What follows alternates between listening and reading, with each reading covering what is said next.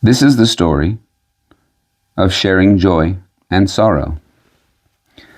There once was a tailor who was a quarrelsome fellow, and his wife, who was good, industrious, pious, never could please him.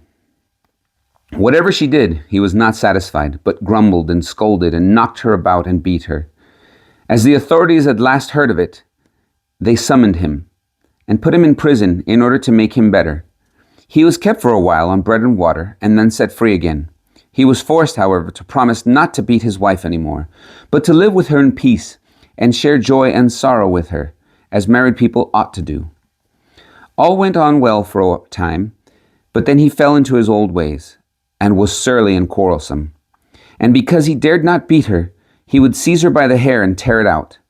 The woman escaped from him and sprang out into the yard. But he ran after her with his yard measure and scissors, and chased her about, and threw his yard measure and scissors at her, and whatever else came his way. When he hit her, he laughed, and when he missed her, he stormed and swore. This went on so long that the neighbors came to the wife's assistance. The tailor was again summoned before the magistrates, and reminded of his promise. "Dear gentlemen," said he, "I have kept my word. I have not beaten her, but I have shared joy and sorrow with her." "How can that be," said the judge, "when she continually brings such heavy complaints against you?" "I have not beaten her, but just because she looked so strange, I wanted to comb her hair with my hand.